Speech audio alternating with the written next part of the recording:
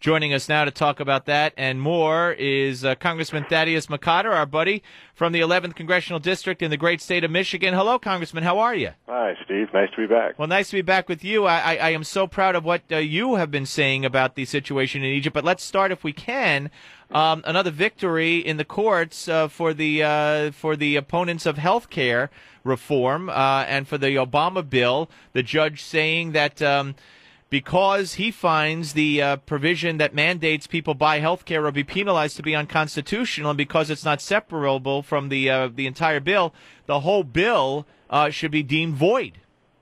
Yes, it's a great step forward for people who want real patient-centered wellness to be the health care reform in the country, as opposed to a massive new governmental bureaucracy with intrusive powers and an exorbitant price tag.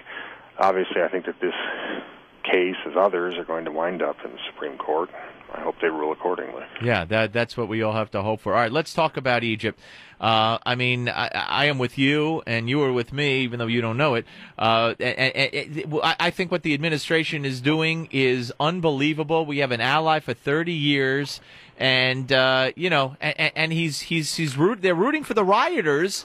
And we're going to get stuck with the Muslim Brotherhood, and even if it's al-Baradi in power, because the Muslim Brotherhood now says they want al-Baradi, he's their guy, it's going to be chaos in the Middle East. Well, we have to look at the situation in Egypt, I think rightly so, as what are the interests of the Egyptian people. Many of them have rightful grievances that they're expressing. Many are part of responsible opposition to the regime. But what you're looking at here, too, is the most highly organized and radicalized entity. The largest opposition group is the Muslim Brotherhood. This is not a moderate organization, despite the propaganda to the contrary. So what you do not want is a power vacuum created by a precipitous departure of Mubarak. What you do not want is the United States and other allies of Egypt to allow that vacuum to be filled by a regime that will not uphold the peace accords with Israel, which are the founding building blocks of a stable, lasting peace in the Middle East, we hope, over time. And what you also don't want to see is a government antithetical to the interests of the Egyptian people or the American people and her allies. So what we have to do, and I think they're making the mistake, is the harder you make it for true reform to come from responsible organizations working with Mubarak, with international pressure on him, the harder you make it for him to be able to do that, the more you create that vacuum and the greater danger you're going to be of the Muslim Brotherhood running the country. And people have compared this to many revolutions or protests. Now, there was the protest back in 2009 in Iran, and this administration said nothing, basically, in support of the protesters, some of whom were gunned down in the street. But here in Egypt, many people, I think, including yourself, see this as very similar to what took place in 1979 in Iran, and I think the response has to remind us by this government of the response of Jimmy Carter and this government back then. Yeah, in Iran, in most people's minds now, with the history being what it is, was a radical revolution from the beginning. It was not. You had a broad-based coalition of Iranians that were upset with the Shah, were upset about the human rights violations, and the radicals under Khomeini were a part of that, but they were not seen as being the overarching thrust of the movement. And yet what happened was they wound up over time subverting it and destroying the Popular Front and winding up taking control of the country. And we've seen what's happened since.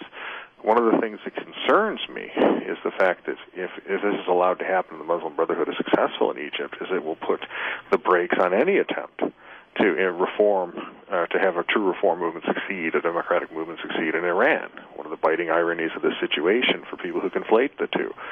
What you have to look at in the overall picture of things is not merely what people want to see happen, but people who are necessarily behind the banners in some instances that would take the aspirations of people, use them to get rid of an existing government, and then replace it with something worse. And history's full of this, Steve. The vast majority of Russians were not Bolsheviks. The vast majority of the French were not Robespierre or Danton. They wanted social economic progress, democratic progress, and yet look what happened. So where do we go? What would you advise the administration to do? I mean, they've already, done what they've done, notwithstanding Joe Biden, who basically stuck up for Mubarak. But Hillary Clinton's been out there, Barack Obama's been out there, Robert Gibbs has been out there. So you can't take any of that back. But how would you advise them to go forward? I would advise them to go forward with a coalition of partners that the United States has, especially within the EU, Merkel and others, that understand that true reform has to come within the existing system. You can't simply wipe it away. There are grievances that make sense, one of which was the succession of the presidency, which was a great source of anger and frustration amongst the Egyptian people when they thought that Mubarak was going to simply hand it off to his son. That is now gone. You can have constitutional democratic reforms within the system with responsible parties to make sure that that happens, to make sure that the type of government that succeeds Mubarak over time is one that has represented the Egyptian people. And also I would argue that they have to press for economic reforms at the local level so that you have not only economic and democratic institutions there, but that they are sustainable over time. These are things that we're not hearing much about. I think that one of the things that is frustrating to people in the U.S. and elsewhere is the lack of specific concrete proposals coming from the demonstrators in the streets or the movement as to what it will look like, who will be in there, how will you make sure that what takes the place of Mr. Mubarak isn't worse, and no one is really pressuring them to do that. Steve, I think that it was an enormous signal that the Muslim Brotherhood is active in this, although they aren't out in the front of this, is that they were able to name El Baradei as their chosen spokesman for this, someone who, over time, has caused great consternation as to how closely he is aligned with the Muslim Brotherhood, which he calls moderate, whatever that means, as well as his potential ties to Iran. Absolutely, and he also has criticism for Israel. We're talking to Congressman Thaddeus McCotter of Michigan here on the Steve Malzberg Show. Just one more question, as you said in your statement when you first spoke about this. Two things, the Sinai agreement between Egypt and Israel, and of course the Suez Canal being so vital to our oil supply. Both of those. That's why I am dumbfounded, or maybe I shouldn't be, because of the man in the White House. But that's why I'm disappointed, certainly, in the administration's reaction to all this and the way they've handled all this, based on the fact that both the accord and the access to the canal could really go out the window if things don't break right. Well, I think you're absolutely right about that. And there's just two questions that I have that I think really would help clarify the situation. Why was not the 2009 Green Revolution in Iran the key to sparking the anti-Mubarak protests? And also, when are these type of protests going to come to Syria? Yeah, well, they've come to Jordan, they've come to Yemen. They certainly are. Syria rules with an iron fist, but how iron they're willing to be, and will the president and this administration support people who want to overthrow that government? And what about Saudi Arabia? Who the heck knows where it stops?